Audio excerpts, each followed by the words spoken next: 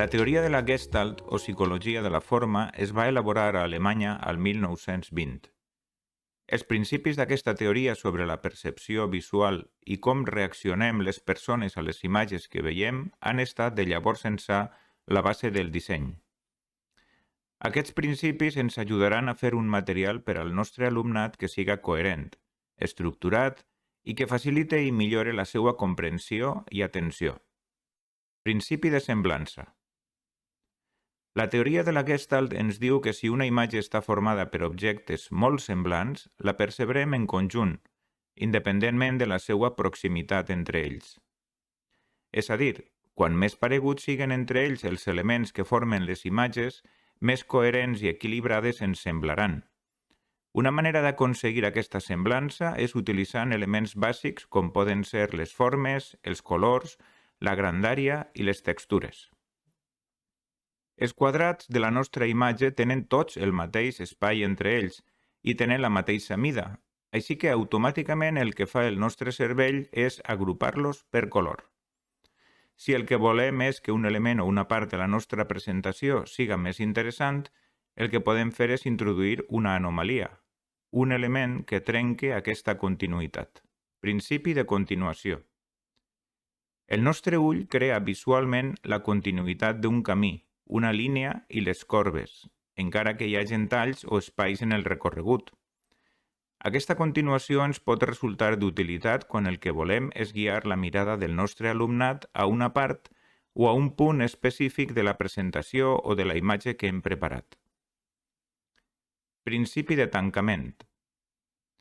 Amb el tancament, a l'hora de percebre la imatge, el nostre cervell completarà les parts que falten d'un disseny o d'una imatge per a fer-ne un tot i tindre la sensació de compleció. Principi de proximitat o agrupació. Aquest principi es basa en la percepció visual d'un únic objecte degut a la proximitat i agrupació dels elements individuals que formen la imatge. Però per a que això passe, aquests objectes han de compartir o bé la forma, el color, la textura. Principi de figura fons.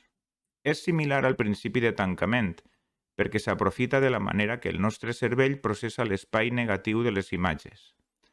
En aquest cas, aquest principi descriu la tendència de l'ull a veure i a separar els objectes del seu voltant. Principi de simetria i ordre, també anomenat pragnans. Els elements d'un grup que tenen simetria i ordre els percebem com a part d'un mateix grup.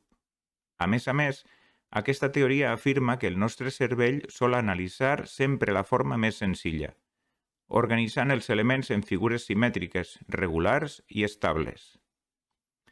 Per això, segons aquest principi, una composició no ha de donar mai la sensació de desordre o falta d'equilibri.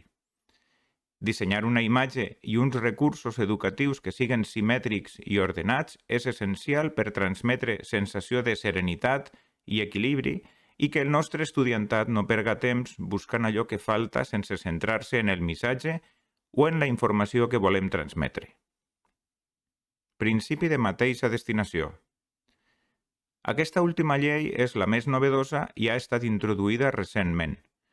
Ens diu que els objectes i elements que sembla que tenen un flux en la mateixa direcció els percebem com un conjunt o com una única figura.